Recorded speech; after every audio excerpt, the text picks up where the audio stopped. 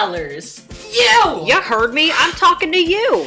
It's Miss Shaw, and it's time to take our learning skills up another level.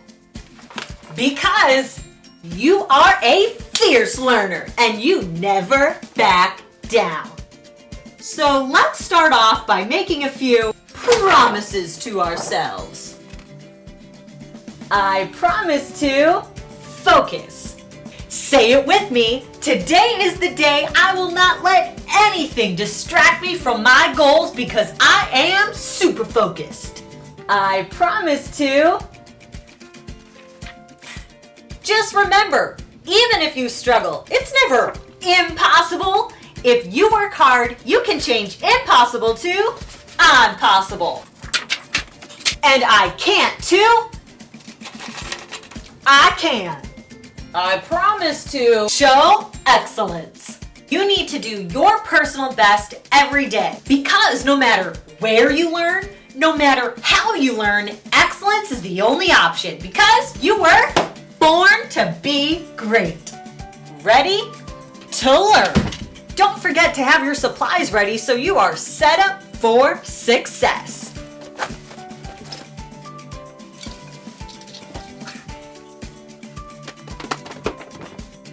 Show courage. Never be afraid to try new things, even if they are hard. And don't be afraid to fail or make mistakes because mistakes help us grow. We only fail if we quit. And quitting is not an option. You heard me. Last but not least, show effort. Promise yourself that you're gonna give it your all. Let's go!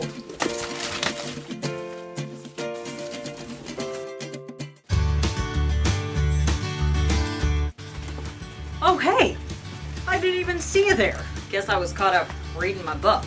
You know, I've always been curious about how to build a story. How do authors do it? So I tried to find my answer in this book. Do you hear that? It's like construction or something. Just trying to have a conversation with you about how to build a story, and I keep getting it interrupted. Where do you think that sound is coming from? What do you say we go find out? Let's go.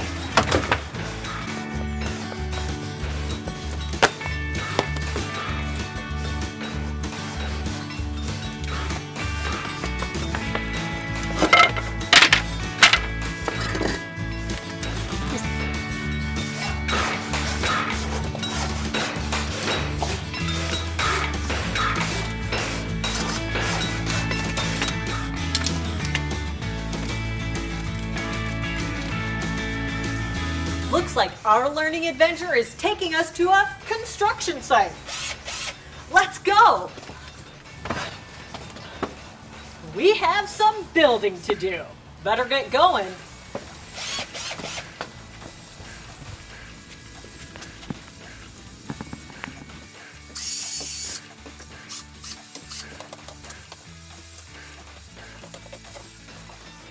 Welcome, construction workers!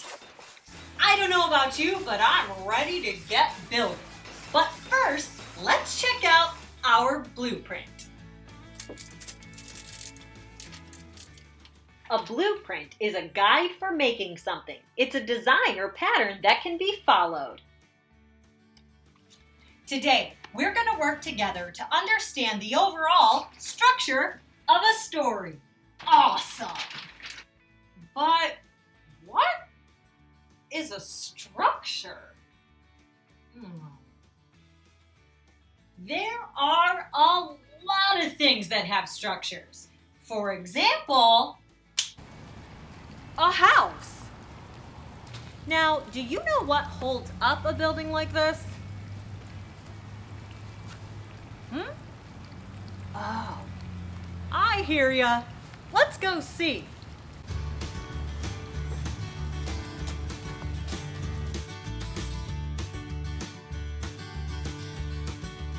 Now, the roof definitely doesn't just hang there by itself. It has walls and posts that hold everything together. The parts of the building that hold everything together is called the structure.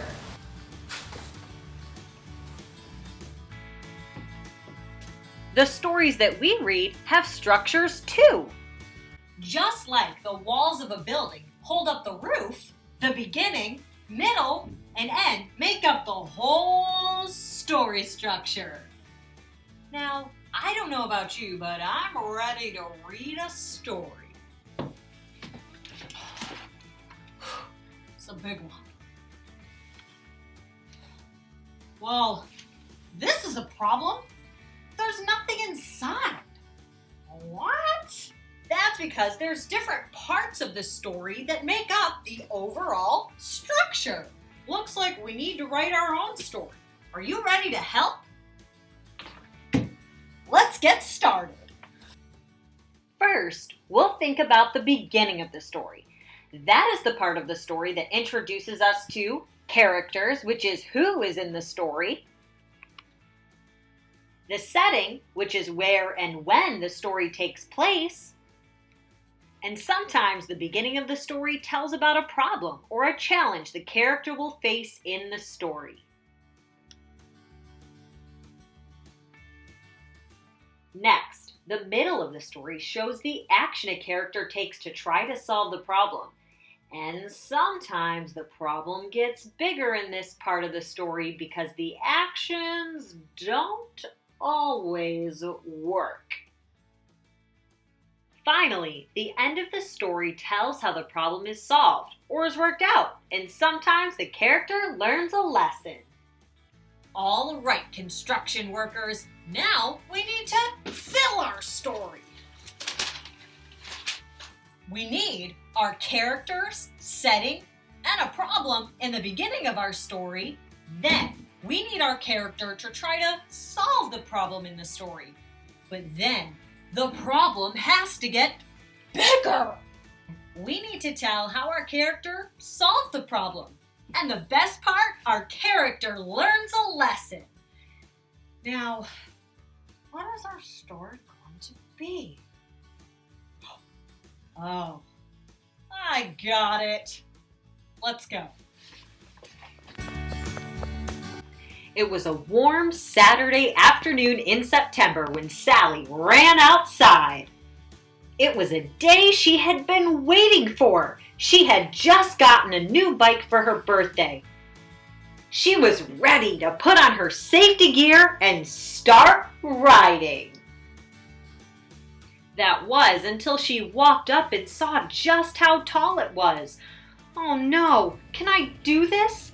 This looks way too scary. There's only 2 wheels. What if I fall and hurt myself? She thought. Wow, what a great beginning. We start off with a character named Sally.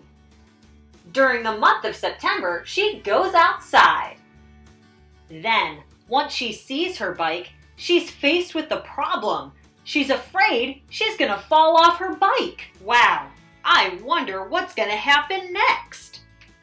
Sally took a deep breath and remembered what her teacher at school always told her. Do not let fear overcome your goals. Always do your best and never give up.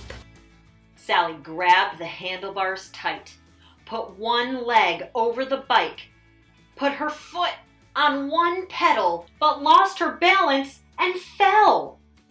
She kept trying and kept falling. I can't do this. It's just too hard, she cried.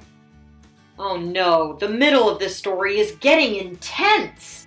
What action does Sally take to try and solve the problem? Sally takes a deep breath and remembers her teacher's words to never give up. How does Sally's problem get bigger? She keeps trying, but keeps falling. Wow, I wonder how this story's gonna end. As Sally was sitting on the ground, she remembered her teacher's words again. Do not let fear overcome your goals. Always do your best and never give up. This time, she wiped the tears off her face climbed on the bike and said, "I can do this." She put her foot on the pedal and started to move forward. This time, making it a little further. "I'm doing it! I'm riding a bike! I'm so glad I didn't give up," exclaimed Sally. Wow, I love a good ending! Now, how did Sally solve the problem of being afraid of the bike? She wiped the tears off her face, climbed back on the bike, and said, "I can do this." Now, what lesson do you think Sally learned?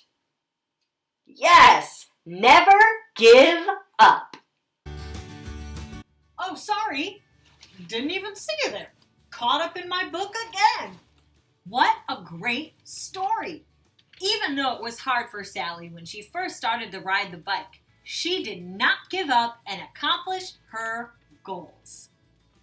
Remember, all great stories need to have a strong structure with a beginning that has the characters, setting, and a problem. The middle, which shows the action the character takes to try to solve the problem, and sometimes the problem gets bigger. And the end, which tells you how the character solved the problem and the lesson the character learned. I don't know about you, but I'm ready to start building another story. Until next time!